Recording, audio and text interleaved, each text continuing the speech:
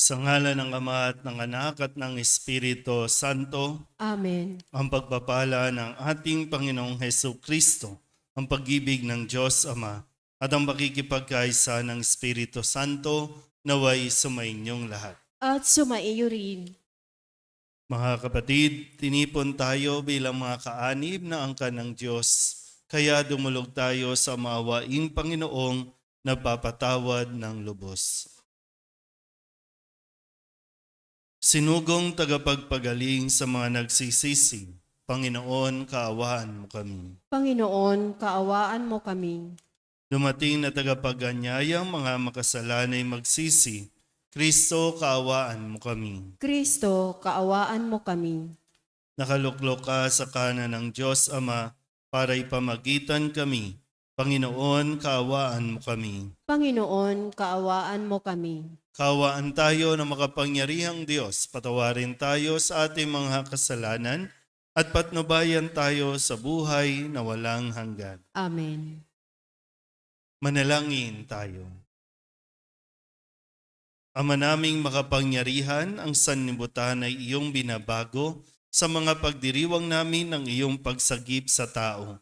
Umunlad nawa ang iyong sambayanan sa iyong mga pamanang pang magpakailanman at wag nawang magdahop sa iyong tulong sa kasalukuyan sa pamamagitan ni Jesucristo kasama ng Espiritu Santo magpasawalang hanggan. Amen. Maupo po ang lahat.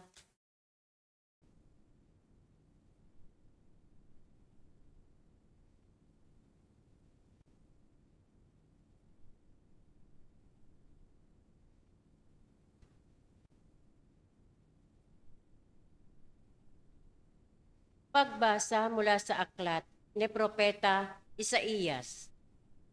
Ang sabi ng Panginoon, ako ay lilikha, isang bagong lupa't isang bagong langit. Mga pangyayaring pawang lumipas na ay di na babalik. Kaya naman kayo'y dapat na magalak sa aking nilalang. Yamang nilikha ko itong Jerusalem na aking pakay maging kagalakan ng mga hinirang. Ako'y mismo'y nagagalak dahil sa Jerusalem at sa kanyang mamamayan. Dooy walang panambitan o kaguluhan. Dooy wala ng sanggol na papanaw. Lahat ng titira roon ay mabubuhay ng matagal. Ituturing pa rin na kabataan pa ang edad 100. Ang hindi umabot na gulang na ito ay pinarurusahan. Magtatayo sila ng mga tahanan kanilang titirhan. Sa tanim na ubas ay sila ang aani. Ang salita ng Diyos. Salamat sa Diyos. Salmong tugunan ang ating pong itutugon. Poong sa aking nagligtas, ang dangal mo'y aking galak. Tayo pong lahat. Poong sa akin nagligtas, ang dangal mo'y aking galak. O Panginoon ko, sa iyong ginawa, kita'y pinupurit, ako'y iniligtas. Kaya kaaway ay di pa nakuhang matuwa't magalak. Mula sa libingang daigdig ng patay, hinango mo ako at muling binuhay. Ako nakasama nilang napabaon sa kailaliman. Tugon, Poong sa akin nagligtas, ang dangal mo'y aking galak. purihin ang poon. Siya ay awitan ng lahat ng tapat na mga hinirang. Iyong gunitain ang mga ginawa ng Diyos na banal. Ang kanyang ginawa ay alalahanin at pasalamatan. Hindi nagtatagal yaong kanyang galit at ang kabutihan niya'y walang wakas. Ang abang may hapis at tigmak sa luha sa buong magdamag. Sa bukang liwayway ay wala ng lungkot, kapalit ay galak. Tugon, Poong sa akin nagligtas, ang dangal mo'y aking galak. kaya't ako'y dinggin, ikaw ay mahabag sa akin o poon. Ako ay pakinggan, mahabag ka poon. Ako ay dinggin mo at iyong tulungan. Nadama ko'y galak ng iyong hubarin ang aking panluksa sa pasasalamat sa iyo, o poon ay di magsasawa. Tugon, Poong sa akin nagligtas, ang dangal mo'y aking galak. Tumayo po ang lahat. Kamu'y aming diringgin, kamu'y aming susundin, kamu'y aming tutupdin. Masamay iwasan natin at tayo ay bubuhayin. Ang Diyos ay sa atin. Kamu'y aming diringgin, kamu'y aming susundin, kamu'y aming tutupdin. Sumainyo ang Panginoon. At sumaiyo rin. Ang mabuting balita ng Panginoon ayon kay San Juan. Papuri sa iyo, Panginoon. Noong panahong iyon, umalis si Jesus sa Samaria at nagtungo sa Galilea. Sapagkat si Jesus na rin ang nagsabing ang isang propeta ay hindi iginagalang sa kanyang sariling bayan. Pagdating niya sa Galilea, ay mabuti ang pagtanggap sa kanya ng mga taga roon. Sapagkat nasa Jerusalem din sila noong pista ng Paskwa at nakita nila ang lahat ng kanyang ginawa roon. Nagpunta uli si Jesus sa Cana, Galilea. Doon niya ginawang alak ang tubig. Doon naman sa Capernaum ay may isang mataas sa pinuno ng pamahalaan at may sakit ang kanyang anak na lalaki. Nang mabalitaan niyang bumalik si Jesus sa Galilea mula sa Judea, pinuntahan niya ito. Pinakiusapan niya itong pumunta sa Capernaum at pagalingin ang kanyang anak na naghihingalo. Sinabi sa kanya ni Jesus, hanggat hindi kayo nakakita ng mga palatandaan at mga kababalaghan, hindi kayo mananampalataya. Ngunit sinabi ng pinuno, tayo na po, Ginoo, bago mamatay ang aking anak. Sumagot si Jesus, umuwi na kayo, magaling na ang inyong anak. Naniwala ang lalaki sa salita ni Jesus at umuwi nga siya. Sa daan pa'y sinalubong na siya ng kanyang mga alipin at sinabing magaling na ang kanyang anak. Tinanong niya sila, anong oras siya gumaling? Siya po'y inibsan ng lagnat kahapon mag-aalauna ng hapon. Tugon nila. Naalaala ng ama na noong oras na iyon, sinabi sa kanya ni Jesus, magaling na ang iyong anak. Kaya't siya at ang kanyang buong sambahayan ay sumampalataya kay Jesus. Ito ang pangalawang kababalaghang ginawa ni Jesus sa Galilea, pagpunta niya roon, buhat sa Judea. Ang mabuting balita ng Panginoon. Pinupuri ka namin, Panginoong Hesukristo. Mopo po ang lahat. Ngayon po ay Lunes ng ika-4 na linggo ng 40 araw na paghahanda o panahon ng Kwaresma. At muli sa linggong ito, dahil papalapit na tayo, kumbaga 2 linggo na lamang at tayo po ay papasok na sa mga mahal na araw na tinatawag. At sa ating pong narinig na pagbasa, lalo tigit sa pinahayag mula sa mabuting balita ni San Juan, ay muli pinaalala sa atin kung ano ang ginawa ni Jesus noong mga panahon na siya po ay ayaw kilalanin o ayaw tanggapin sa kanyang sariling bayan. Kung babalikan niyo po yung kwento, nung siya po ay nagpapahayag, Hindi siya tinanggap ni kinilala yung kanyang husay sa hindi natin malaman na dahilan.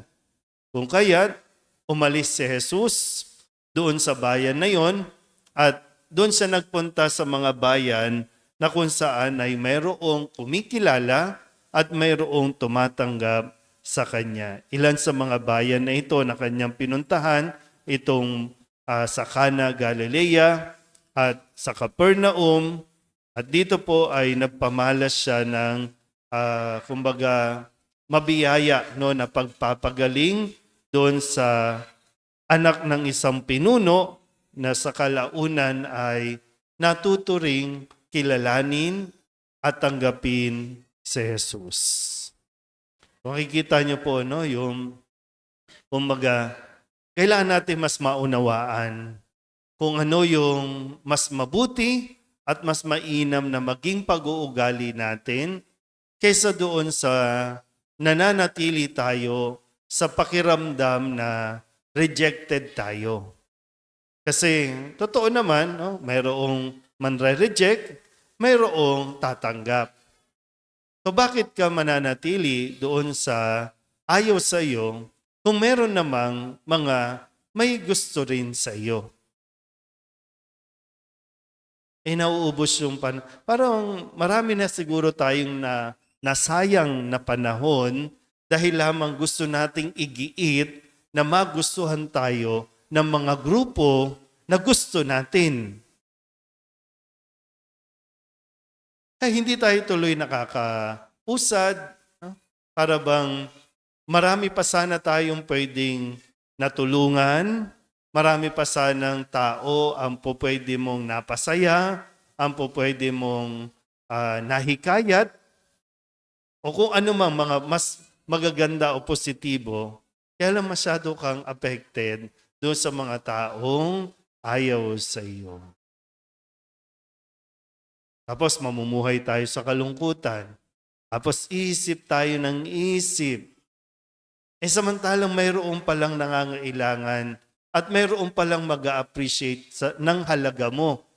Mayroon palang mapapagbigyan o mayroon palang yung kung ano yung sayo, yung angking mong talino, talento, mas mapapakinabangan pala yan sa ibang lugar, sa ibang tao. Kaya lang, no, mas inuna mo yung pagdadrama, mas inuna mong i-entertain yung emosyon na, ay, bakit hindi ako tanggap? Ano ba, pangit ba ako? Wala ba akong naitulong? Wala ba akong magandang ginawa? Wala ba akong sinabi? Kaya yan, namumuhay tayo sa kalungkutan. Hindi mo tuloy nakikita yung pinaka-essence mo, yung halaga mo. Hindi mo tuloy nakikita yung worth, no, na mayroon ka. Sayang yung panahon. Baka matagal ka na dapat na umalis, matagal ka nang lumipat, no, pwedeng sa ibang kumpanya. Mahirap po yung parang sabihin, sa mga may trabaho po minsan, no, kaya hindi na nagiging masaya yung pagbabalik mo sa trabaho kasi parang for the sake na lang na kailangan mo kasi ng trabaho, kailangan mo kasi ng sahod. Kaya diyan ka na lang, natatakot ka na umalis, natatakot ka na mag-take ng risk. Kaya kahit ayaw sa'yo, stay ka na lang. Hindi ka tuloy nag-grow, hindi ka lumalago, hindi ka nagmamature. Dahil lang doon, maganda siguro no, na mas mapagnilayan natin itong aspetong ito sa buhay natin. Tandaan mo, mayroong, mas maganda sigurong sabihin, tandaan mo, mayroong kang pakinabang. Mayroong kang pakinabang sa ibang tao. Huwag mong ipilit yung iyong sarili sa mga taong gusto mo na ayaw naman sa iyo at hindi ka pinahahalagahan. Kasi magaling ka eh. Kaya lang, ayaw ka nilang kilalanin. E di doon ka na sa mga mag-a-appreciate talaga sa angkin mong galing. Yan ang ginawa ni Jesus. Kaya mas marami pa siyang natulungan, mas marami pa siyang naabot ng mga tao na nangangailangan ng pagkalinga, nangangailangang makaramdam ng presensya ng Diyos. Amen? Tumayo po ang lahat. Dahil sa pagtitiwalang tutugunin ng Diyos Ama ng buong kalugod-lugod ang ating mga kahilingan kung tayo ay mananalangin sa Kanya ng may pananampalataya. Ilapit natin ngayon sa Kanya ang ating mga pangangailangan. Ang ating pong itutugon, Panginoon, dinggin mo ang aming panalangin. Panginoon, dinggin mo ang aming panalangin.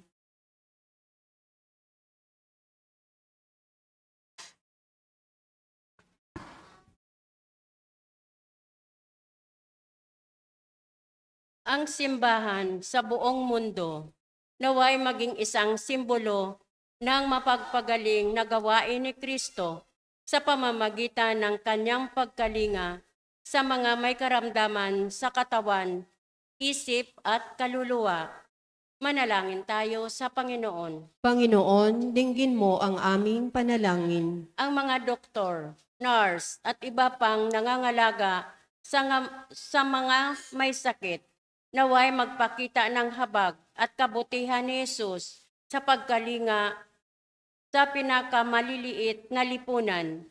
Manalangin tayo sa Panginoon. Panginoon, dinggin mo ang aming panalangin. Itong Kwaresma, naway maging panahon ng paghilom at pagkakasundo para sa mga pamilya at pamayanan. Manalangin tayo sa Panginoon. Panginoon, dinggin mo ang aming panalangin. Ang mga may sakit at nagdurusa, naway makatanggap ng pagpapaginhawa at pagtataguyod mula sa kanilang pamilya, mga kaibigan at mga kapitbahay. Manalangin tayo sa Panginoon. Panginoon, dinggin mo ang aming panalangin. Ang mga mahal natin sa buhay na yumao na ay magtamasa nawa ng walang katapusan gantimpala bunga ng kanilang pananampalataya. Manalangin tayo sa Panginoon. Panginoon, dinggin mo ang aming panalangin. Idulog din natin sa Panginoon ang ating mga personal na kahilingan at mga panalangin para sa ating mga pamilya, kasama ang mga kahilingan ng mga nanonood sa online, lahat ng mga misang pasasalamat, special na intensyon, agarang paggaling ng mga may sakit, ang mga kaluluwa, ang lahat ng ito hinihiling namin sa ngalan ni Kristo, ang aming Panginoon. Amen. Maupo po ang lahat.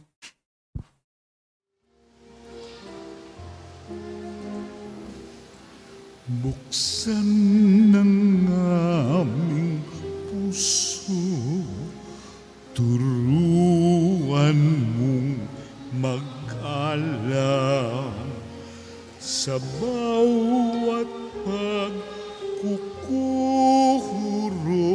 lahat ay makayakap.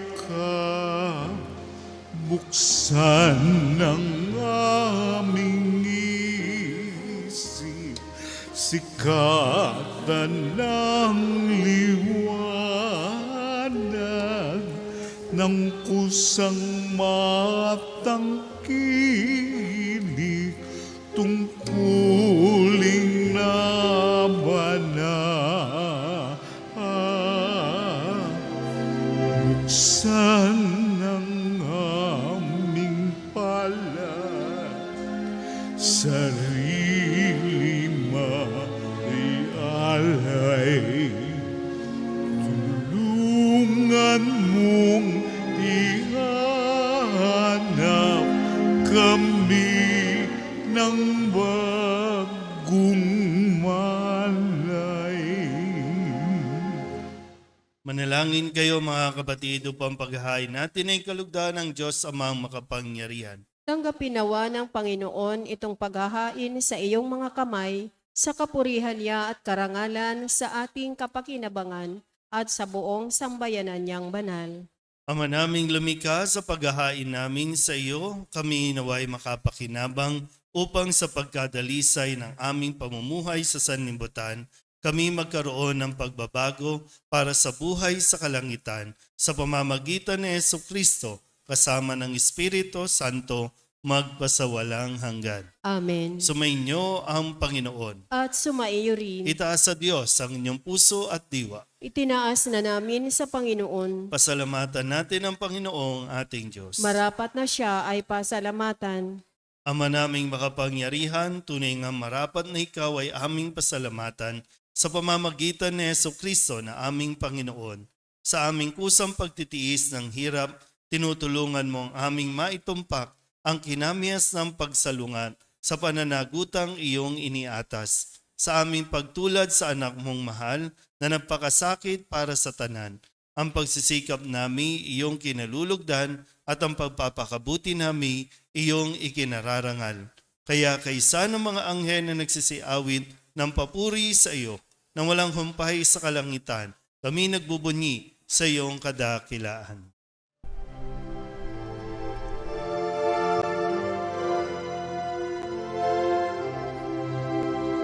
Santo, Santo, Santo, Panginoong Diyos makapangyarihan, napupuno ang langit at lupa ng kalwalhatian mo. Hosana sa kaitaasan, pinagpalang na paririto sa ngalan ng Panginoon. Hosana sa kaitaasan.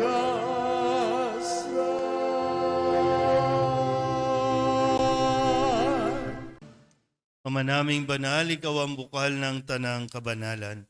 Kaya't sa pamamagitan ng iyong Espiritu, gawin mong banal ang kaloob na ito upang para sa aming maging katawan at dugo ng aming Panginoong Hesu Kristo. Bago niya pinagtiis ang kusang loob na maging handog, hinawakan niya ang tinapay, pinasalamatan kaniya, pinaghati-hati niya iyon, iniabot sa kanyang mga alagad at sinabi, "Tanggapin ninyong lahat ito at kanin, ito ang aking katawan na ihahandog para sa inyo."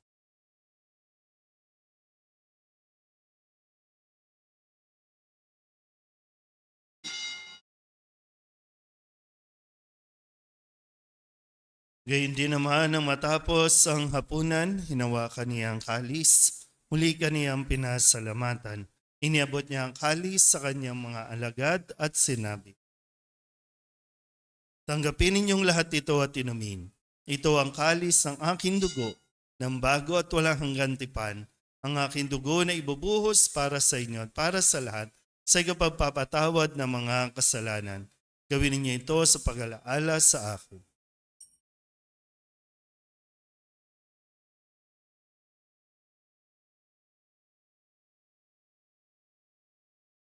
Ipagbunyi natin ang misteryo ng pananampalataya. Si Kristo'y matay, si Kristo'y nabuhay, si Kristo'y babalik sa wakas ng panahon. Ama, ginagawa namin ngayon ang pag-alaala sa pagkamatay at muling pagkabuhay ng iyong anak. Kaya tiniaalay namin sa iyo ang tinapay na nagbibigay buhay at ang kalis na nagkakaloob ng kaligtasan. Kami napapasalamat dahil kami iyong minarapat na tumayo sa harap mo para maglingkod sa iyo.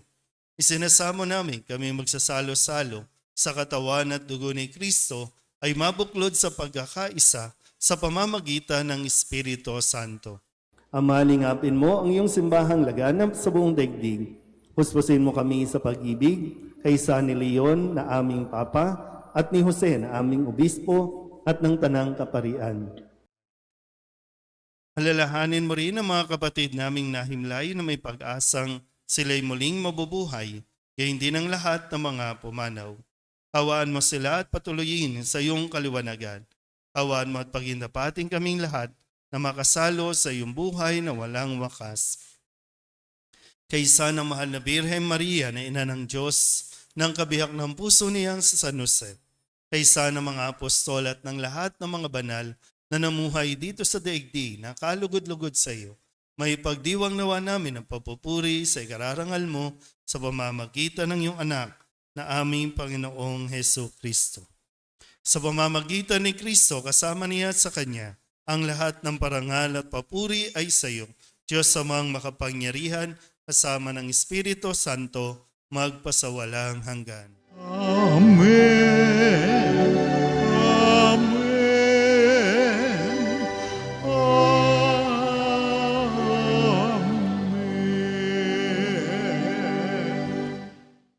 Sa tagubilin ng mga nakagagaling na utos at turo ni Jesus sa Panginoon natin at Diyos, ipahayag natin ang lakas loob.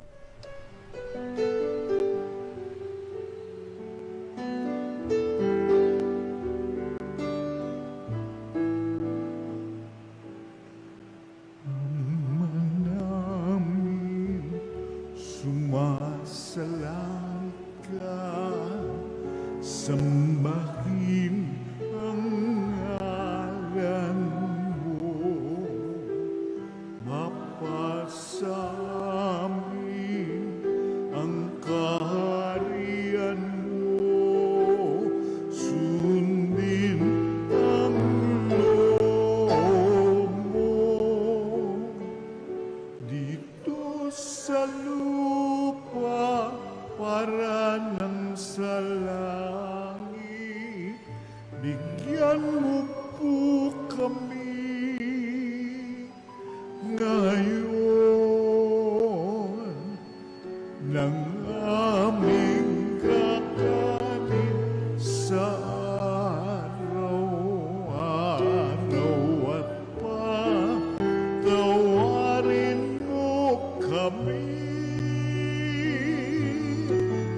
sa aming mga sala para ng pagpapatawa namin sa nagkakasala sa amin. At huwag mo kaming ibang dulot sa tukso, at yadya mo kami sa lahat ng masama. Hinihiling namin kami iadya sa lahat ng masama, pagkalooban ng kapayapaan araw-araw, iligtas sa kasalanan, at ilayo sa lahat ng kapahamakan, samantalang aming pinananabikan ang dakilang araw ng pagpapahayag ng tagapagligtas naming si Heso Kristo. Sapagkat iyo ang kaharian at ang kapangyarihan at ang kapurihan magpakailanman. Amen. Panginoong Heso Kristo, sinabi mo sa iyo mga apostol, kapayapaan ang iniiwan ko sa inyo, ang aking kapayapaan ang binibigay ko sa inyo. Tunghayin mo ang aming pananampalataya at huwag ang aming mga pagkakasala. Pagkalooban mo kami ng kapayapaan at pagkakaisa ayon sa iyong kalooban, kasama ng Espiritu Santo, magpasawalang hanggan. Amen. Ang kapayapaan ng Panginoon ay laging sumainyo. At sumaiyo rin. Magbigayan po tayo ng kapayapaan sa isa't isa.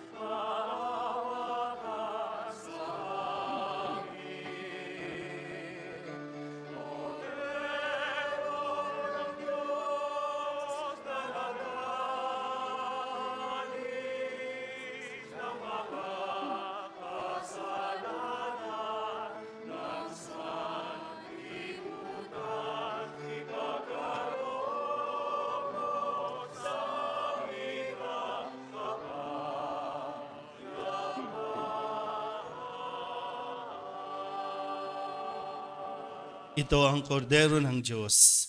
Ito ang nag-aalis ng kasalanan ng sanlibutan. Mapalad ang mga inaanyayahan sa kanyang piging. Panginoon, hindi ako karapat-dapat na magpatuloy sa iyo, ngunit sa isang salita mo lamang ay gagaling na ako. Katawan ni Kristo. Amen.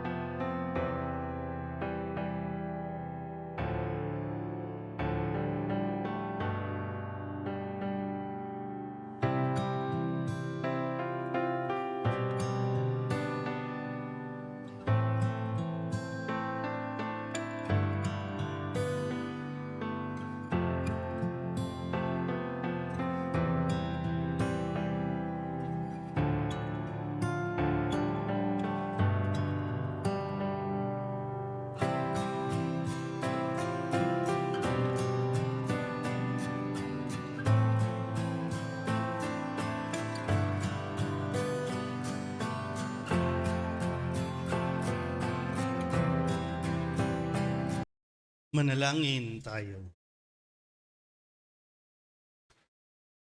Ama naming mapagmahal, ang aming banal na pakikinabang ay siya nawang bumago at bumuhay sa amin at siya ring magpabanal at mag-akay sa amin sa iyong piling. Sa pamamagitan ni Jesucristo, kasama ng Espiritu Santo, magpasawalang hanggan. Amen. Sumainyo ang Panginoon. At sumaiyo rin. At pagpalain kayo ng makapangyarihang Diyos, Ama at Anak, at Espiritu Santo. Amen. Tapos sa banal na misa, humayo tayo sa kapayapaan ni Kristo. Salamat sa Diyos.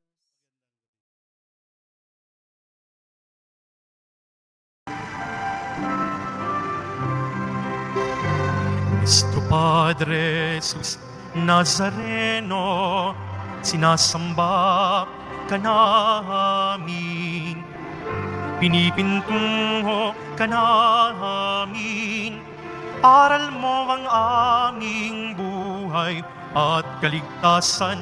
Nuestro Padre Jesus Nazareno, iligtas mo kami sa kasalanan. Ang krus mong kinamatayan ay sagisag ng aming kaligtasan. Nuestro Padre Jesus Nazareno, dinarangal ka na amin. Nuestro Padre Jesus Nazareno, nilulwalhati ka namin. Nuestro Padre Jesus Nazareno, dinarangal ka na amin. Nuestro Padre Jesus Nazareno, nilulwalhati